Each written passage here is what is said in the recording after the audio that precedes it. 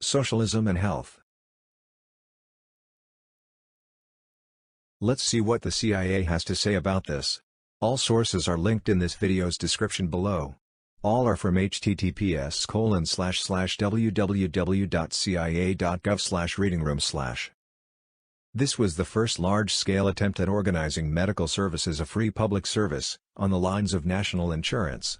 In 1900 there was one physician per 25,000 of the population and one medical station of 50 to 300 beds per 36,000 of the population. In 1913 there existed, for 80 million agricultural people, 4,367 medical stations, 4,539 feldsher stations and 49,000 beds. Though the service was far from satisfactory, it managed to create a medical organization with a network of medical stations all over the country and accustomed the people to the idea that medicine was not a trade, but a public service free to, and the right of all. The rate of death was about 30 per 1,000 and the infant mortality was 244 per 10,000 births. Organization of the medical profession, administration of public health, and status of medical sciences in the Soviet Union. Page 5.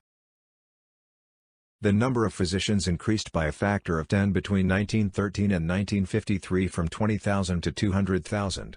About 24,000 doctors graduate every year, many more are still required to work the preventative and curative services of the country. Organization of the medical profession, administration of public health, and status of medical sciences in the Soviet Union. Page 11 para 1-2, page 13 para 8. A high standard of hygiene among the people as a result of systematic and planned educational work, and nutritional status, contributes greatly to the success of the prophylactic and curative measures adopted by the state. The wide network of medical and prophylactic institutions made medical assistance immediately and easily available.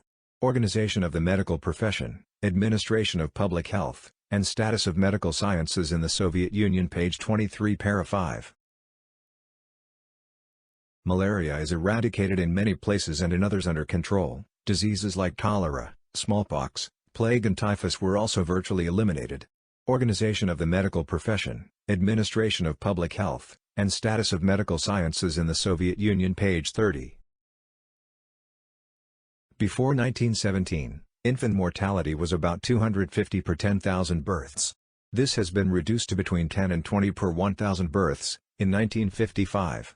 Organization of the medical profession, administration of public health, and status of medical sciences in the Soviet Union. Problems of overcrowding and undernourishment have not existed in Russia for very many decades in spite of the rapidly increasing population.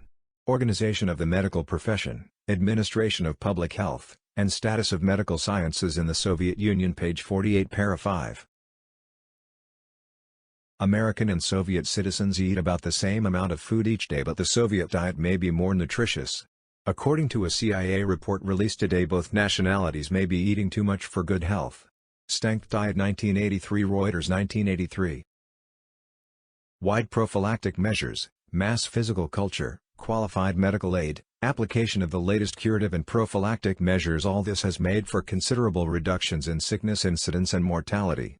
In 1953 the number of deaths registered was one-third of the 1913 figure. Today, death incidence in the USSR is lower than the United States, Britain, and France. The Soviet public health services, however, have made it their task not only to reduce sickness incidence but to eliminate completely a number of diseases with the aid of advanced methods worked out by Soviet medical science. Major success has already been achieved in this respect. An end has been put to such dangerous diseases as plague, cholera, smallpox and recurrent typhoid fever. Health protection in the Soviet Union. Page 10 para 6. The Soviet budget covers all public health expenditure. In 1940 this amounted to 11,200 million rubles, in 1953 it was almost 2.5 times more and totaled 27,200 million rubles. Moreover, another 22,799 million rubles were spent on health protection from state social insurance budget funds. Health protection in the Soviet Union. Page 11 para 5.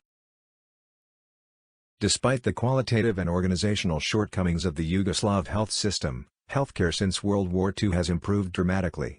The death rate for the country as a whole fell from 12.7 per 1,000 in 1947 to 8.7 in 1968. Infant mortality dropped from 116 per 1,000 live births in 1953 to 59.8 per 1,000 for males and 54.3 per 1,000 for females in 1968. National Intelligence Survey 21, Yugoslavia, The Society, page 40, par 7h. The ambulatoria are state-owned and the patients are all covered by public insurance. Insurance is paid by the government and by the factory or office where the individual works, 50% by each. The individual pays nothing on his own insurance. Medical students don't pay anything for their training. They are paid 3,000 dinars per month for their living expenses, their tuition is paid for them and they receive their textbooks free. Status of medicine, medical training, research and public health, page 2, paras 1 and 4. Life expectancy at birth has been raised to 72 years, the highest in Latin America and comparable to many developed countries, and the infant mortality rate has fallen precipitously to one of the lowest in the Third World. Particularly impressive has been the eradication or reduction of diseases, polio, diphtheria and malaria, and of nutritional deficiencies. These accounted for 1/4 of Cuban mortality in the pre-revolutionary era. Although the doctor-population ratio hasn't increased because of the mass exodus of physicians in the early years of the revolution, Cuba's ratio is still one of the best in the less developed world. Cuban economy, model for Third World development? Page 20, para 2, page 19, para 5, page 19, para 4.